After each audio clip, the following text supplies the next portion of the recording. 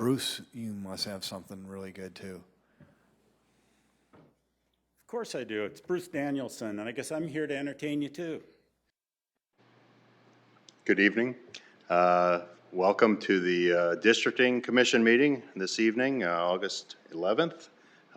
Open with a, we need to open with a roll call, or we just go straight to the minutes? No, just note that there's a quorum present. Yeah, we have a quorum. All members present. Everybody's here, so that's great.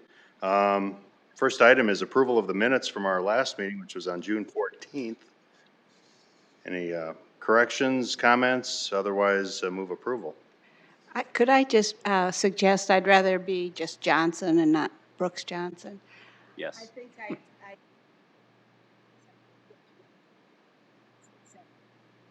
Duly noted. And I'll fix that on the paperwork here. Thank you. Thank you.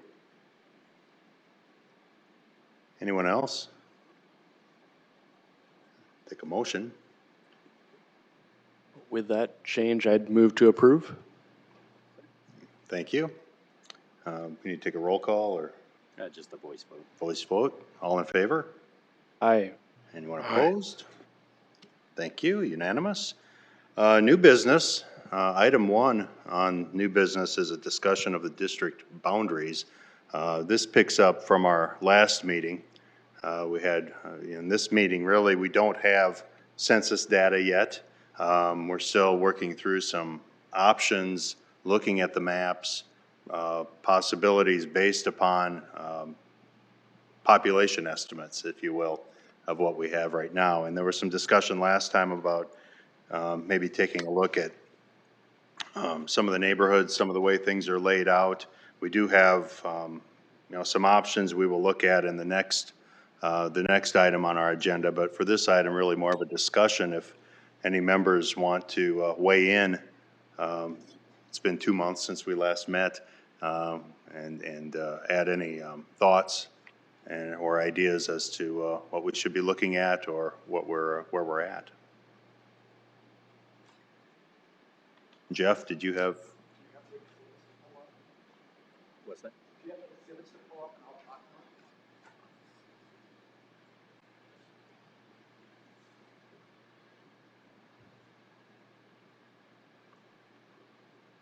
So what we've typically done, and you've heard from us before, is we receive input from you and put the options together. And again, I'll back up. I'm Jeffrey Schmidt from the Planning Office, and I've worked with the District and Commission in the past. In general times, the last 5 or 6 times, we've generally had about 8 to 10 different options that we've looked at because, again, we're kind of throwing everything up on the wall. With these options that we have here, just to remind you, these are all estimates. These are really rough. They're very preliminary because the information from this 2020 census is not official. It's not out yet, but we're using it from that standpoint. So option A was something that we had put together, and generally we have what's existing on there for what each of the districts has, what the district numbers would be once we move them. And then on the bottom, what Tom was able to do is then he put in their percentages so that we'd have that all on one map. So you have the new numbers for population as well as the districts, or the percentages, excuse me. And so that's consistent throughout each of the maps. On the very bottom, you'll see what we try to show is the high and the low. And there's been a ruling that basically with the criteria of being no more or less than 5%, that's a total, so you can't be more than 10. So you'll see a lot of 9s. So on all these, this is option A, and basically what we did is we moved, and you always see it at the top, what happened. In option A, we moved 2-1 from southeast to central. That was option A. Option B, we moved 2-3 from southeast to northeast. Again, these first couple ones was let's keep it to the easiest as possible, trying to keep the number of people that are impacted as well as the changes that would be affected. And then you see what the numbers are for the number of people that get up to the 195,000, as well as the percentages, the high and low for Southeast and Central, and what their percentage is.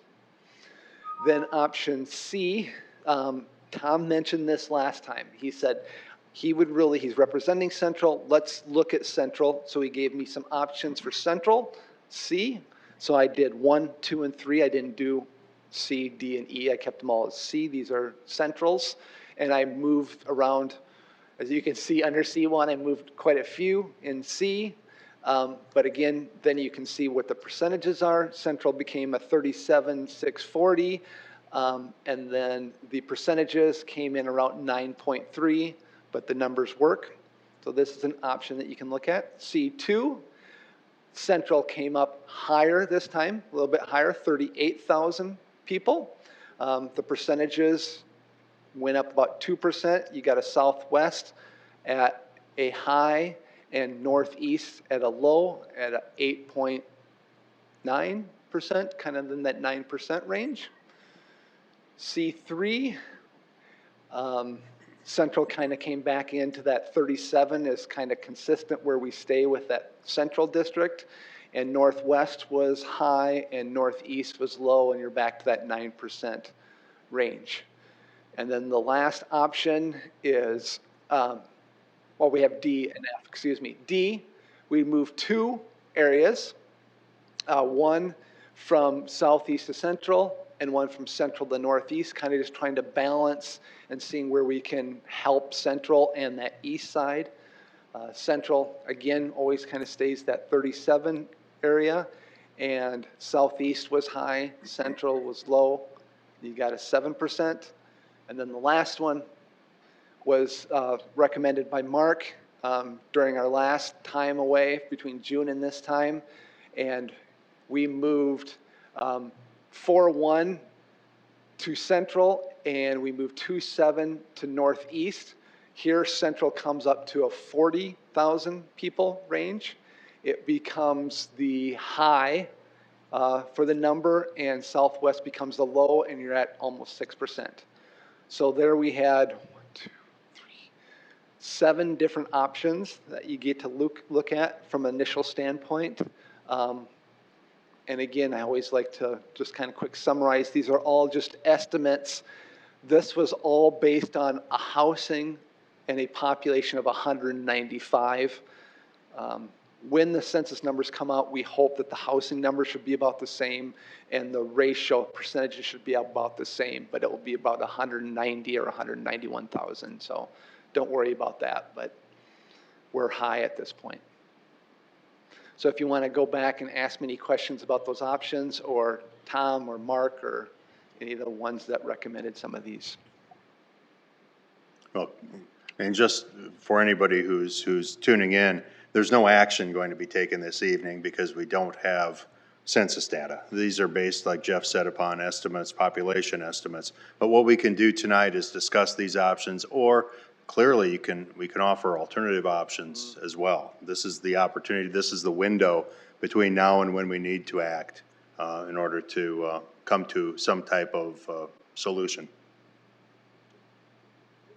And I'll just interject right there, because Mark mentioned when we want to start looking at other options, I can take some suggestions now, as well as that's kind of option B or section B when we get into the agenda, where I can pull up an aerial map and we can either look at these maps or the aerials. We can kind of go back and forth. So, yes, sir. Could you do a comparison of C2 to F, please? Yes. So in option F, you have 4-1 moving to the north, and we had 4-1 that was existing at the time in the northeast, and it was moved back into the central district. So there was approximately 3,000 people there. And then in the southeast, you have 3,000 people that currently are in the southeast moving to the northeast. So it's 4,000.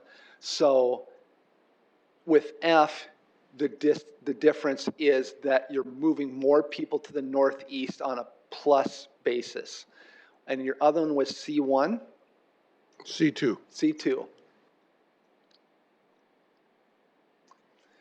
On C2, again, you move 4-1 from the northeast into the central. You keep 2-7 down in the south, but we're moving over to the west, and you're taking two other precincts that are approximately the same. You got 4,700 versus 4,300, and you're moving them up to the north. Also then, in that south section, we're moving two central precincts, 511 and 513, and you're splitting them to southeast and southwest. The other change is with 414, which is currently in the northeast, and you're moving that smaller 1,500 from the northeast to the central. And I'll let Tom kind of take some time to interject on this one. But what we talked about at that time was, can we try to, by a district or geographical boundaries, better represent what a district is? Yeah, thank you for your work on this. I think it's great. This is a excellent opportunity to review this. And so when I look at this, my logic was, in representing the central district, the logic here was the neighborhoods that have similarities should have the best chance of representation, right, by their district. And one of the shortcomings I saw was maybe in certain core neighborhoods. You know, the core neighborhoods have a lot of similarities in terms of the issues that surround them, and maybe the core neighborhoods should be grouped together so that their issues don't get sort of swallowed up by the rest of the larger district. So with that in mind, you know, narrow, maybe smaller homes, narrower lots, issues around density, issues around crime, issues around downtown, issues around just the issues that go with kind of being in those core neighborhoods. And so that was the idea around maybe including some of Whittier, 4-1, 414 in the central district. And so I really like what you've done with option C2. You've included them, and I would argue that 513 and 511 would comfortably fit with the southeast and southwest districts. That's my own. I may be wrong about that, and happy to hear others' opinions. That'd be my observation. And I really think that it's more arbitrary between where east, west, you know, clearly we have, you know, directional arrows, but I think it's more arbitrary in terms of how you're represented on the other parts of the district for the most part. But again, I'd be open to hearing about that. But I really like where you're at with C2 personally. I think C3, we've kind of taken a tooth out, so we've kind of maybe fixed one issue, and maybe I think it's a better solution, but I think maybe it's kind of trading issues there, so. Yeah. I guess, as I looked at it, if there was a way that we could get 3-6 into central, that I thought that 3-6 would fit into central better than, say, 512 and even 519. But as I look at C2 and F, that were on your F, I guess if we could bring in 3-6 and lose either 11 or 13, would be a modification to F. Okay. But I think that, to me, 3-6, if we're going to look at that one, would belong in the central.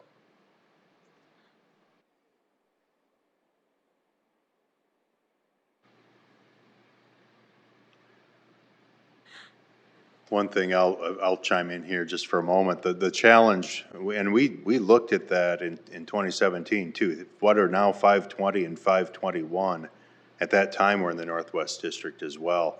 And I think what you've identified there's a core neighborhood, you know, right in the middle of 3-6 would be, say, the corner of 8th and Grange. That makes a lot more sense in the Central District than it does in the Northwest District. The challenge is we can't split the precinct. And so you've got 4,409 voters. Huge. That we would have and we can certainly find ways to do this, but keep in mind, if we add 4,409 voters, if you will, to the central district, we're taking them out of the northwest. Now you've got to make adjustments to the northwest. Correct. Yeah. But if we took 3-6 and dropped off 511 and 513, we're only at a net of 700 gain For the central for district. central. Yes. And then shifting around on the other ones. And then you have to take the southwest, and you got to take something from the southwest. You have to have 4,000 from the southwest and move to the northwest. So would you take 1-6 and move it to the northwest, or would you take 110 and 19 and move them to the northwest? Because you got to get 4,000 people to the northwest. Yeah. But we can't take 1-6, can we? You could, it's adjacent. But it goes into Lincoln County. Then we'd have 3 districts in Lincoln County? You still could, in the criteria that, You're right. That's one of the challenges. Yeah. So then you start looking at how those are those things that I sit down and I'll look at, and I'll bring you an option back to do that. It just starts rotating, and then people go, well, is 1-6 belonging in the northwest, and 3-6 does belong here, but does. But I see the difference between the northwest and the southwest. To me, I see that as fairly homogeneous. In fact, I would say that's the case, other than perhaps the northeast. Yep. That it is pretty homogeneous, the issues that are there. When I look at the growth that is happening in the northwest, when I see the housing starts that are out there and everything else, the items, and I see the housing starts in the southwest and the housing starts in the southeast, those all seem to be similar issues as to extension of parks, how the traffic's going to flow and everything else. Those are the same, whereas I would look at 3-6 being part of the central are going to have more common issues. Yeah, I like that. Maybe along those same lines, could you just kind of rotate? So if you go down to the Southeast District, which is one of our larger districts, maybe 210 and 215 could move into the Southwest District. And then you kind of slide up and move 1-6 into the Northwest District, and that offsets the 3-6 moving into the Central District. Just kind of rotate it around. Minnesota now becomes sort of the access point, which it is on the Northeast anyway. It becomes the access point on The boundary. the boundary. It kind of becomes a center line for us. Does that make sense? I'm kind of rotating them all around the horn to get 3-6. I like the idea of 3-6 being that seems as core neighborhood as they get. So I'll give some input from the southeast perspective. Tom, I appreciate your trying to have some principles to this, because we've talked about some of the districts being arbitrary, which at the end of the day they are. I agree with that. One advantage we have at the city level, like over a legislative district, they're just numbers. So they're just numerically, whereas this has directional coordinates to it. So if I said I represent the southeast part of Sioux Falls, people would have some. It's not just I represent District 2, like just some number, and then that doesn't mean anything to me.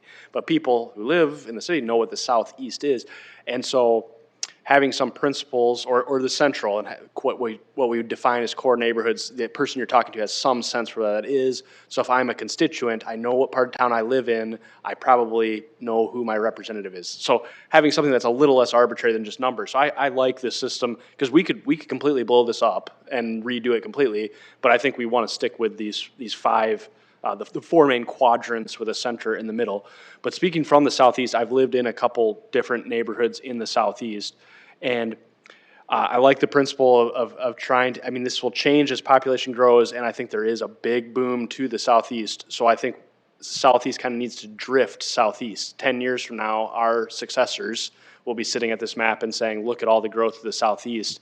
It's going to need to give up some precincts to the southwest or to the northeast or to the central. But I think there are some boundaries that again make that logical sense. If I'm a citizen who represents me, if I'm thinking, again, I'm just pivoting off of your comment about Minnesota Avenue, if that's an east-west dividing line. So if I'm living east of Minnesota Avenue, I feel like I should be, and in that part of town, I feel like that should be southeast. I don't think southwest should encroach past Minnesota, for example. And then the same with, on the north-south axis, at least 41st Street is pretty safe to say. Like, once you drop down into Harmadon Park, I feel like you're in the south side of town. Of course, the other interest involved in the south siders, of course, is we have 2 county governments with jurisdiction over and 2 school districts. So there's a lot going on in the south side as far as different jurisdictions you're dealing with. And so I would say Minnesota as one boundary, 41st as another boundary. That's pretty hard and fast. And then the other geographic thing as we describe our community, either the river or 229, whichever boundary you want to call it there's something about being southeast of that feels like you're in the southeast part of town. So those would be kind of the 3 boundaries. If I was describing the southeast district to someone, I would say definitely anything east of Minnesota, south of 41st, and southeast of the river. And I could see that basically being a good description of the district 10 years from now. I think we still have 210 and 215, 23, 26, 27, but maybe some of those are going away either in this cycle or 10 years from now. Those will have to go away because the community keeps drifting to the southeast. So that would be the description of my district. If that's helpful to you, your line of thinking, Tom, of trying to draw lines that I think we still probably need some basis in major intersections and corridors and taking in the river or 229, so that the average person could describe where they live with some logical consistency. I think it would be nice if that's the way the population went. Sure. But I don't think we can balance a district if we're going to use Minnesota and 41st as coordinates. We can't come up with items that are going to make the population balance.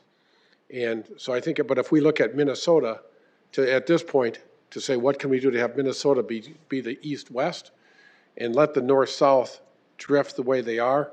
And at some point, if we have to cheat over from either side of Minnesota to get the districts to balance, would make sense, on that.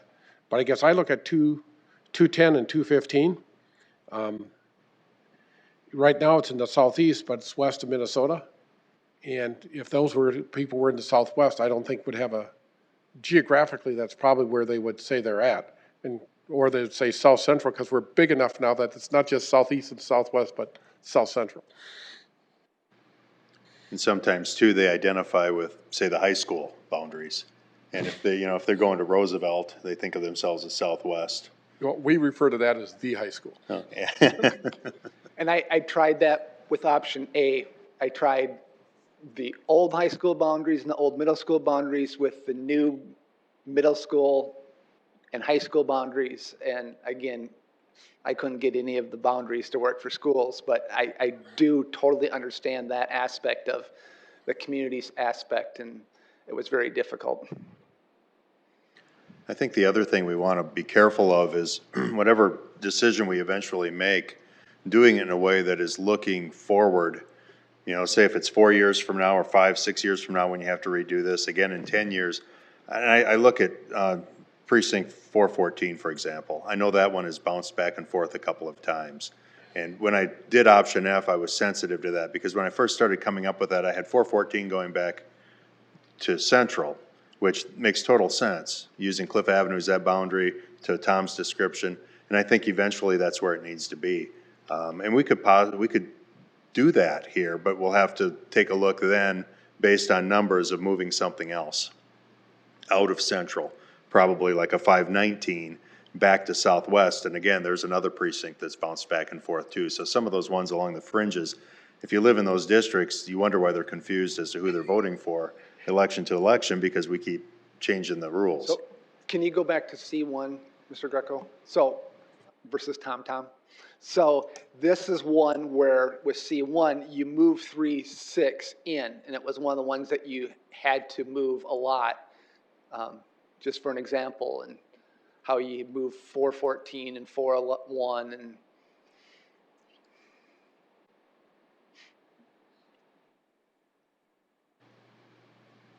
I don't mean to talk again, but I will, real quickly.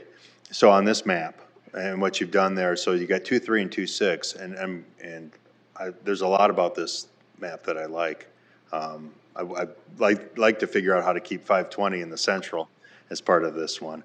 But, but over to the southeast, when I did option F, the reason I did 2-7 instead of 2-3 and 2-6 was we could take that bite of 4,300 votes now, where if you take a 2,500 plus a 2,100, now the next time you do this, you're gonna be looking, instead of looking at a 25 or a 21, you're gonna be having to either take a 43 or ignore it. So you've got, you give yourself a chance to take one or two smaller bites later than to trying to force that big bite later.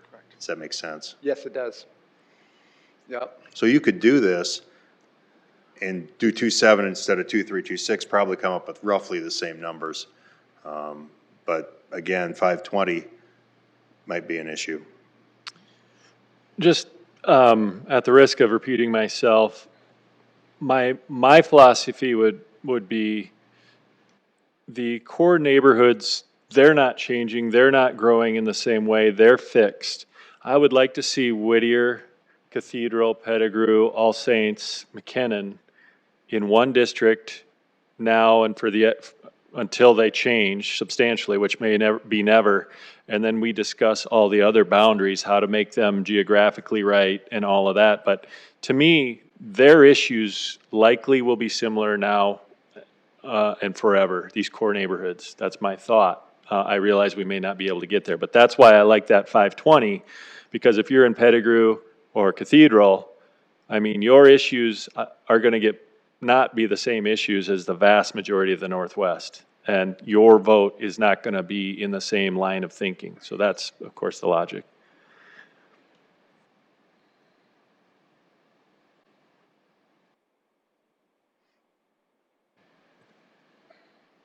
And again, I think the challenge we have with Central, that we have had year after year with Central, is because it's the one that touches 4 other districts.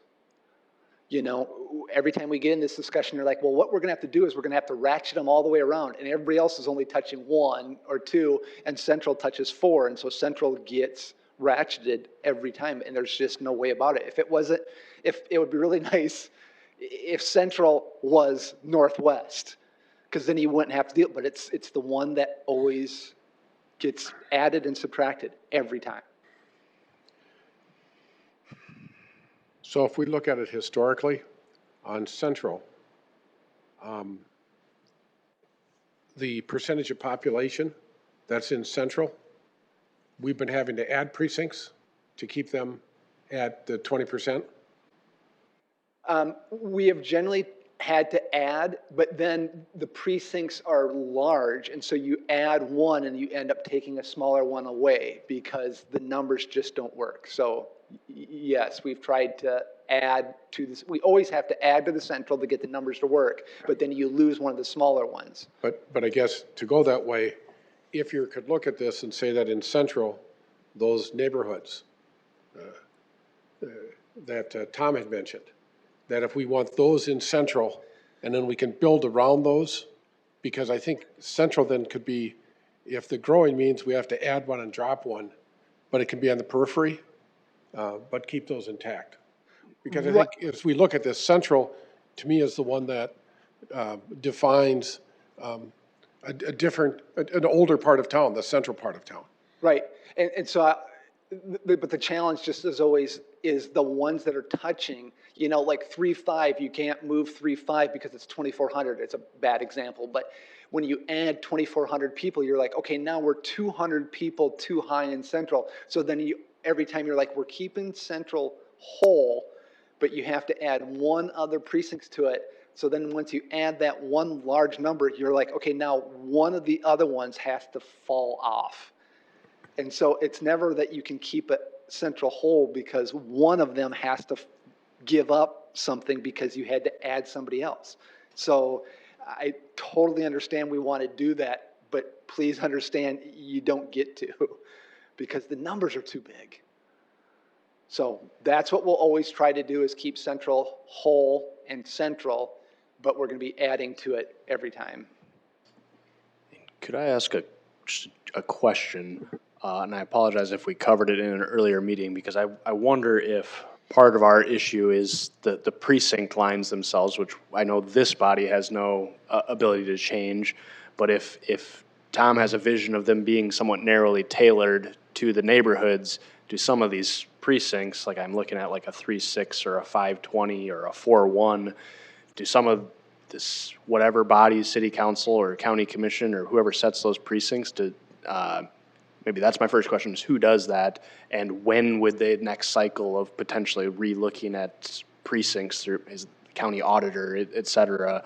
I know that has a lot of ramifications for how elections are conducted, so you can't just do it willy-nilly, but is that really what we're talking about, is a more narrowing, tailoring of some of these precincts at the center core that would give a body, our successors, more flexibility, so that when we're moving precincts, maybe they're only 1,000 people instead of 4,000 people. You'd have a lot more play in the joints to move a few things instead of 4,000 people in one big chunk. So I'd just ask that general question. And I could answer that, Chair, if you would like. So the answer is yes, ideally they would be changed, but so the process, both jurisdictions can change them. There are some rules about, you could change them almost at any time, but there are some rules, obviously, as you get closer to elections. So to preface the rest of the conversation, we always try to keep the same precinct boundaries as Minnehaha County and Lincoln County, just because people do the city election in April, then they jump to the primary, then the general election. So we try to keep them the same. By law, they don't necessarily have to be the same under certain conditions. However, so the long pole in the tent right now, I believe, and I'll have to do a little more research, I think for redistricting purposes at the state level, they have to operate off of the voting precincts as they exist at a certain time, and it's before today, I'm pretty sure. So it wouldn't make sense for us to make those changes now, but I do think, you know, and I've spoken with the previous auditor and the current auditor from Minnehaha, because those are really some of our key ones, and they're doing some work down in Lincoln as well, about, you know, when is the right time going to be to tackle this? Because I agree, it does need to be done from so many different vantage points, not just districting for our purposes, but also just voting locations and everything else. So the short answer is probably not before the conclusion of this body's work and the state's work, but I think it's something that's overdue, at least, you know, something that should be done within the next 12 to 18 months, at least started. Could I offer, by the way, I'm a good team player here, so this is all just part of the sausage making process. Could I offer, and this might be a little difficult to follow, but could I offer something? And I apologize, Jeff, because I know you've been doing this a long time and you understand the numbers far better than I do. Yes, please offer something. I'm more than willing to try options. Because I'm wondering if, and I'll start with 4-1, Whittier kind of north, and 4-1, and I'm going to kind of label what I think might be what I would consider some of the core neighborhoods. Mm-hmm. And then, and to me, well, I'll start there, and I've kind of circled them on my map here, but 4-1, 4-14, 5-2 below that, 5-4 below that, and I'd even include 5-8 and 5-7. So that's kind of my eastern boundary of the core neighborhoods for now. And then I would say going back up to the northwest, 5-18 in that core, 5-18, 3-6, 5-20, 5-21, 5-14, 5-1, and 5-3. To me, that's a pretty good starting spot to say, okay, this is a core neighborhood. Now, it leaves us a lot on the bottom. After 5-14, then you went 5-3 and 5-14, 5-1, and 5-3. Okay. And that gives kind of a starting point for the core neighborhoods. You have a lot of room to maneuver the ones that are currently south of these, and even adding to the east of these. You could kind of add and subtract as we needed to me, because we don't have nearly enough in that number right there. We're going to have to add and subtract, and we can add and subtract anywhere But just starting with that as a core, and we're gonna be, that might be 15, we might be way short there, obviously. But But give you a base number. gives us a base, and then we add and subtract north, south, east, west from there onto that basis. Tom, would you be looking at maybe like 4-2, 4-3, 4-4 as part of that? I believe they belong in there, and I'd like to see that, but I think they're just because of the challenge. They fit for sure, but, and those would be good ones to add, so I appreciate that thought. Because I can start with that core and give you the base and then add those and see where we're at, and then add south and see where we're at, add west and see where, yeah. Yep. Yeah, I think that's a helpful perspective, Tom, and I guess that's what I was saying on behalf of Southeast. Like, this is the core where no one would debate, in my opinion. These are consensus. These are truly Southeast if you're east of Minnesota and south of 41st. And then the things that's left behind is that play in the joints that we could maybe exchange. So you're saying these are not necessarily non-negotiable, but these are pretty clear in your mind central. So, but you're giving up some precincts saying these are negotiable and maybe we need to shift them one way or the other. So yeah, I think that's a helpful way to hopefully get Jeff's brain working on scenarios that could pivot off of that, because I follow your logic that those are arguably central, so. And then I'm just talking until somebody else has a great idea, so please jump in and interrupt me. But then we look at the geographic size. You look at the airport and 314 and 214. They're large areas. You look at 519 and 517, they're really small. But some of these other geographic areas, they take in so much land. You're like, to move them is you're moving a lot of people in a lot of geographic locations. So you're like, with 214 to move people out by the Big Sioux River over to the, which you can't do, but over to the west side, you're just like, some of those just don't make sense because there's such large masses. So I have to look at that too. And I mean, it's the same thing with 4-6 and 4-7. They're large tracts of ground. So every time you go kind of crazy looking at it sometimes. Well, when you look at like 3-5, you see the airport in there, but the primary residential area is West Sioux. Yes, one small little pocket Right. of population with a huge land mass. Which one could argue should be in the central, but Yeah. logically, you would have to take everything in here if you were going to put that. And we've played with that one before, and you're like, Mark brought up, I think back in 2017, 2018, I did a 5-piece that didn't stay with the traditional districts at all. I did 2 south, and I've done pies, I've done horizontal, vertical, and in the end, you just keep coming back to, well, this 5-district piece generally works okay. Yeah. Yeah, what Jeff is alluding to, he came up with one which essentially would be a District 1, 2, 3, 4, 5. Yeah. And essentially it eliminated what you would consider to be a central district. Now, conceivably, you could have 5 council members elected from a neighborhood in the central district, the way that laid out, but it really completely did the opposite of what you're talking about. And we quickly, no offense. No, yeah. Quickly cast that one aside. Because again, you're just trying. You're like, well, how about this? Throw it up on the wall. And then people, nope. And you're like, okay, so now we're getting somewhere. It is geographic based. It represents, you're like, okay, then we're starting to figure, these are the core areas. We got to stay to these. And you start to find out what really people need to understand. It gets challenging.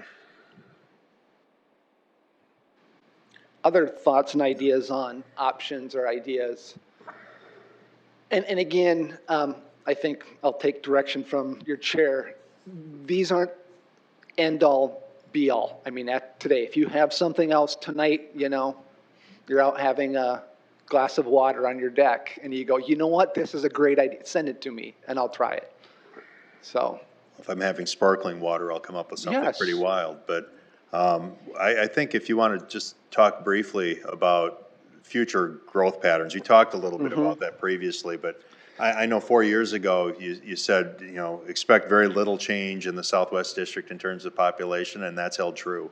Yeah. But we're looking at a Northwest now with a new high school out there and a lot of dirt being moved. The Southeast, the same thing going on there. And it's changing week by week, but it isn't changing because our pattern stays the same. So we'll look at C1. It's the easiest way for me. It's up here on the map. So let's start with the northwest there, Tom. You have that creek basin for Skunk Creek and Cherry Creek going up in the northwest. Everything we do with growth is based on drainage basins and sanitary sewer. So we're going to open up those northwest areas and drain sanitary sewer into those drainage basins, which then comes back into Skunk Creek to the Big Sioux River. So you can see even in that visual how when we put in a new sewer up in the northwest, we can go north to Brookings and west to Hartford. Okay, I mean, that's our 100-year plan. We're going northwest. Okay, drop to the southwest, and that's it. I mean, there's T is already down there. We've already decided the growth limits with T. There's a little bit that we can go towards the west, but for all intensive purposes, we have a couple hundred acres that we're going to go west. Central, okay, we're adding more density in central. People can take, out a lot and put 2 units. So that's it. Southeast, you have that 9 Mile Creek tributary just south of the Hand. Okay, and the 9 Mile Creek goes south down to 271st Street, which is 101st Street, and then goes over to the Big Sioux River. That can all be sewered, and you have, I think I said last time, 4,000 or 5,000 acres, 30,000 housing units that will run you, all of you wonderful people, about $100 million. So anytime we want to do that, we're welcome to do that. But right now we're saying we're not willing and able to spend $100 million. So I will continue to say it's off maybe 15 to 30 years. But it is going to be there. That's where we're going to grow in that 15 to 30 year time period, but just not yet. And then you go northeast, okay, and Brandon has 6 Mile and Maple, Madison. That where the Hand is, that's Brandon's growth limits because they can go back to the Big Sioux River and they can grow there. So where the Hand is at, we basically have those 2 sections of ground, which is beautiful terrain, who's my northeast, okay? Beautiful ground, but is not flat. It will have hardly any density at all, and you will have, 1 house per acre. And so we'll get growth up there, but it won't be like you're gonna have in the southeast where they're gonna be like it is in the southwest today. So, again, as Mark's saying, what's the future going to look like? You're going to have a lot of growth in the northwest and a lot in the southeast. And if you're lucky like Mark and have to come back again in 4 years or 8 years, you're going to sit here and go, why didn't somebody tell me that we should have really helped central and southwest because they're not going to grow, for all relatively purposes. You try to keep them as high as possible every time. Because if you go low, the next time you come in, they're just way too low. So this, to that point, this really is our chance if we're going to reshape Central. This is a good opportunity to do that. And I think, look at it, putting Central a little bit more on the high side. Because again, you don't have land growth, there may be density. Yeah. And I think the one significant change we've all kind of agreed on here is 4-1, which has always been in the Northeast, I believe, but maybe it's gone back and forth a little bit. It's primarily now with the additional density downtown. Yep. Makes it more apparent. Yeah.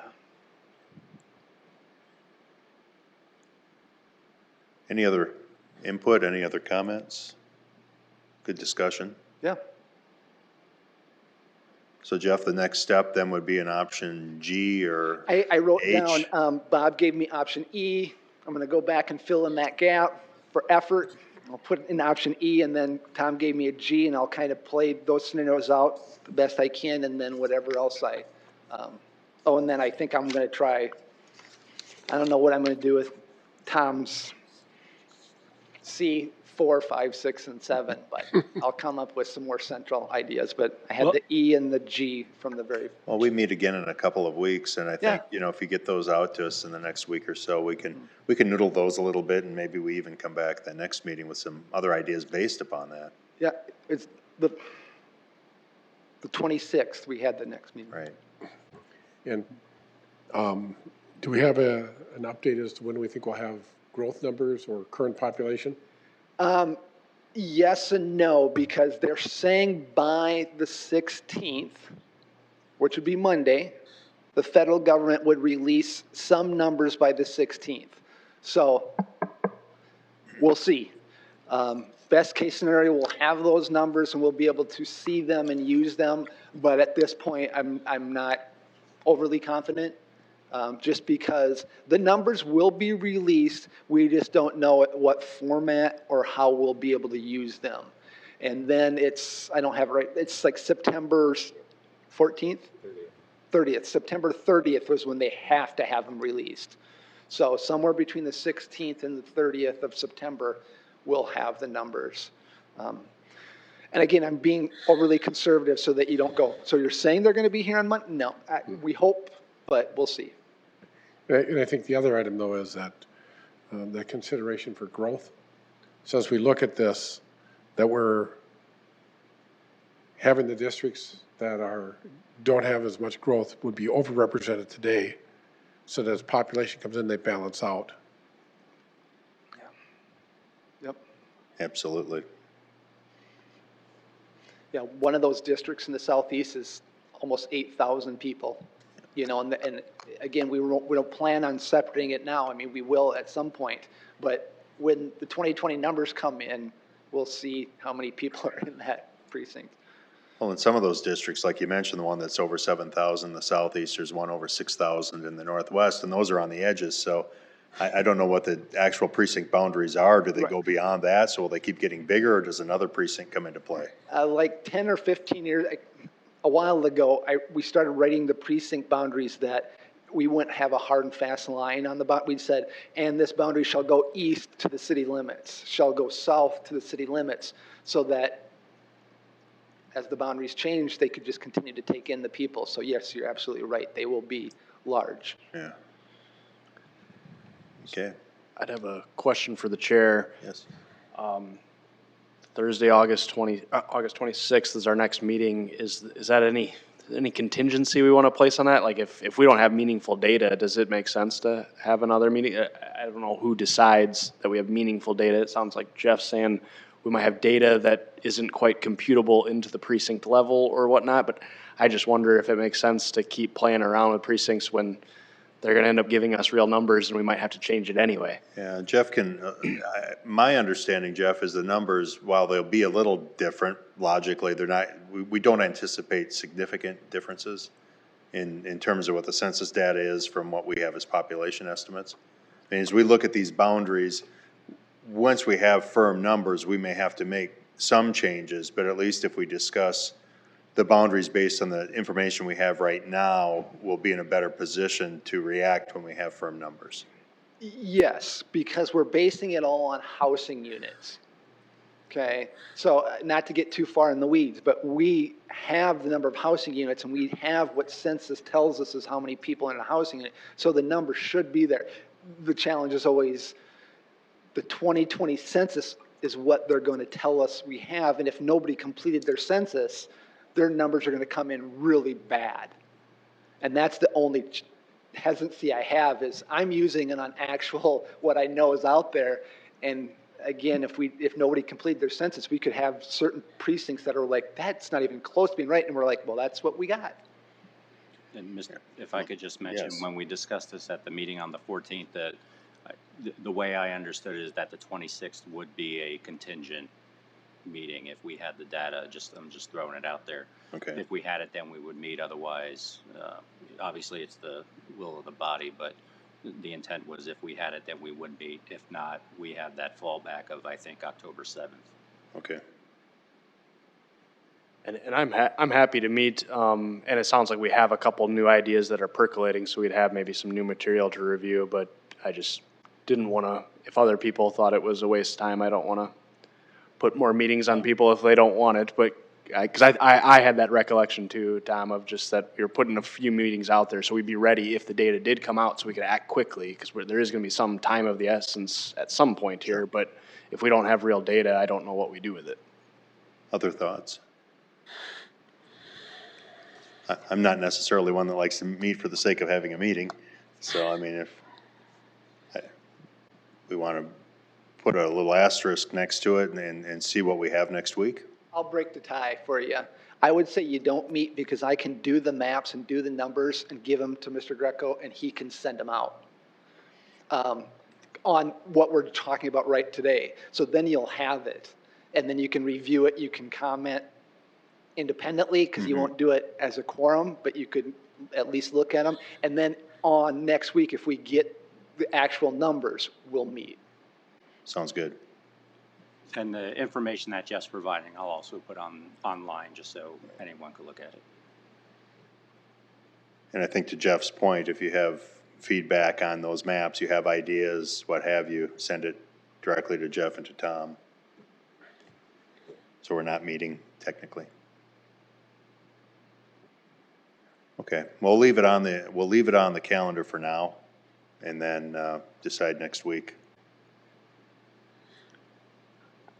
Okay. I would think that, as a board, that the chair could make that call. If it's Absolutely. going to be meaningful to have that meeting. Sure. Happy to do that. Okay, so that's item 4. Item 5, public comment, if there's any. We're good? Thank you. Motion to adjourn. So moved. Second. Thank you. Meeting adjourned.